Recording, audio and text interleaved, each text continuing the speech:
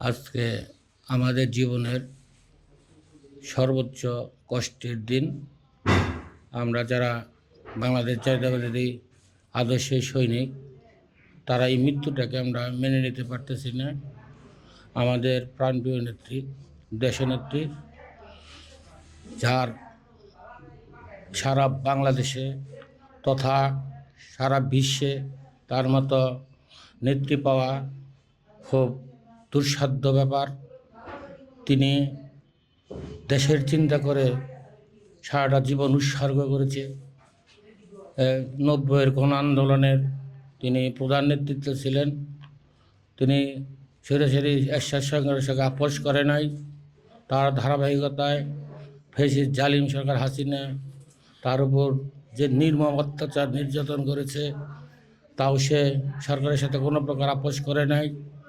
তার বিজড়িত বাড়িটি হাসিনা সরকার নিয়ে গিয়েছে, তার ছেলে মৃত্যুবরণ করেছে, তবুও সে আমাদের ছেড়ে তথা সারা বাংলাদেশের জনগণকে রেখে সে অন্য দেশে আরাম আয়েশ ভোগ বিলাসিতার জীবন সে উৎসর্গ নেয় নাই।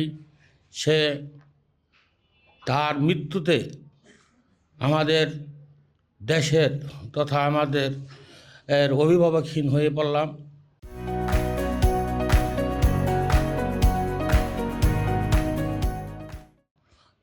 আমরা এই শোক সহ্য করার মতো না, তবু আমাদের মেনে নিতে হচ্ছে। আমরা যাকে দেখে, যে মাকে দেখে আমরা এই রাজনীতিতে পদার্পণ করেছি, সেই আমাদের নেত্রী, বলার কোনো ভাষা আসলে নাই। আজকে আমরা যারা শহীদ জিয়ার সৈনিক, আমাদের দেশনেত্রী খালেদা জিয়ার সৈনিক, আমরা এই শোক, তার মৃত্যুকে আমরা কোনোভাবেই মেনে নিতে পারতেছি না। তার যেন আল্লাহ বেহেশত নসিব করে, তার অভাব আর কোনো দিন এই দেশে পূরণ হবে না। আজকে আমার প্রাণপ্রিয় নেত্রী দেশনেত্রী বেগম খালেদা জিয়ার আমাদের ছেড়ে চলে গেছেন। আমরা এই শোক কোনোভাবেই সইতে পারছি না। আমার কান্না আসছে, কান্না বিজড়িত কণ্ঠে বলতে হয়, মা তুমি আমাদের ছেড়ে যাওনি, এটা যেমন সত্য, কিন্তু আমরা তোমার পাপিষ্ঠ ছেলে, আমরা তোমাকে ধরে রাখতে পারলাম না। আল্লাহর কাছে দোয়া করি, হে আল্লাহ, আমার মা মাটি নেত্রীকে যেন আল্লাহ তুমি জান্নাতুল ফেরদৌস দান করেন। আজকে দেশনেত্রী বেগম খালেদা জিয়া আজকে চিরতরে আমাদের থেকে ফেলে চলে গেছেন।